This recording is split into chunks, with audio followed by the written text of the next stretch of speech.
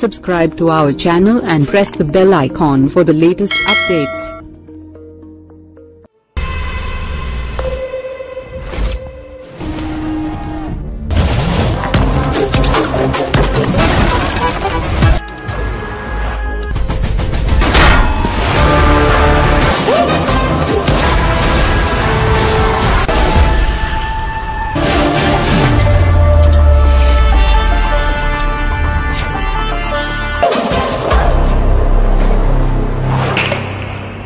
Global star Ram Charan నటించిన latest చిత్రం game changer December 20వ తేదీన తెలుగు, హిందీ, తమిళ భాషల్లో ప్రపంచవ్యాప్తంగా గ్రాండ్గా విడుదలవబోతున్న సంగతి తెలిసిందే.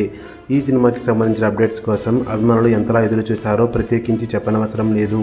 షూటింగ్ పూర్తయినప్పటికీ కూడా ఎలాంటి ప్రమోషనల్ కంటెంట్ బయటికి రాకపోవడంతో అభిమానులు అసహనంకి గురై మేకర్స్ మీద ట్విట్టర్లో పెద్ద ఎత్తున నెగిటివ్ ట్రెండ్ చేసిన సందర్భాలు కూడా ఉన్నాయి. ఎట్టకేలకు అభిమానుల కోరిక మేరకు వినాయక చవితి రోజు ఈ సినిమాలో 2వ పాటకు సంబంధించిన పోస్టర్ని విడుదల చేస్తే అతి త్వరలోనే పాటకు సంబంధించిన అప్డేట్ ఇస్తామని చెప్పారు. ఈ పాటకు సంబంధించిన స్పెషల్ ఇంటర్వ్యూ ఇచ్చారు తమన్ శంకర్. కాసేపటి క్రితం ఈ పాట ప్రోమోని కూడా విడుదల చేశారు. పాట ప్రోమో వినగానే చాట్ బస్టర్ అనిపించింది. ఫాస్ట్ బీట్స్తో తమన్ అదిరిపోయే ట్యూన్ అందించారు. ఇక పిక్చరైజేషన్ శంకర్ తన మార్కులు చూపించారు. ఆయన పాటలు ఎంత భారీగా ఉంటాయో మనం చరిత్ర నుంచి చూస్తూనే ఉన్నాం. సినిమా బడ్జెట్కి పెట్టి డబ్బులతో సగం ఆయన పాటల కోసమే ఖర్చు చేస్తారు. అంత ప్రత్యేకమైన ఆసక్తి అన్నమాట. గేమ్ చేంజర్ చిత్రంలో కూడా తన వింటేజ్ కోణాన్ని బయటకు తీశారు. మొదటి పాట జరగండి జరగండి ఎంత పెద్ద హిట్ అయిందో మనందరికీ తెలిసిందే. ఈ పాటలో సెట్టింగ్స్ని చూస్తే వింటేజ్ శంకర్ మార్క్ కనిపిస్తుంది. నిన్న విడుదలైన రా మచ్చా మచ్చా సాంగ్ ప్రోమోలో కూడా అదే మార్క్ కనిపించింది.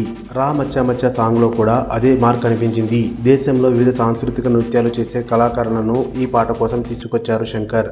వాళ్ళంతా ఈ ప్రోమోలో కనిపించారు. సినిమాలో ఈ పాటలు రామ్ చరణ్ ఇంట్రడక్షన్ సాంగ్గా ఉంటుందట.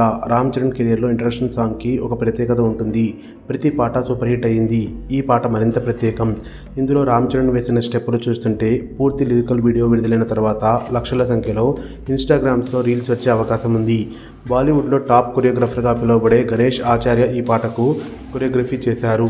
వైజాగ్ బీచ్ రోడ్లో ఈ పాటను చిత్రీకరించారు. షూటింగ్ సమయంలో అభిమానులు చాలామంది వీడియోలు తీసి పెట్టిన సందర్భాలు ఉన్నాయి.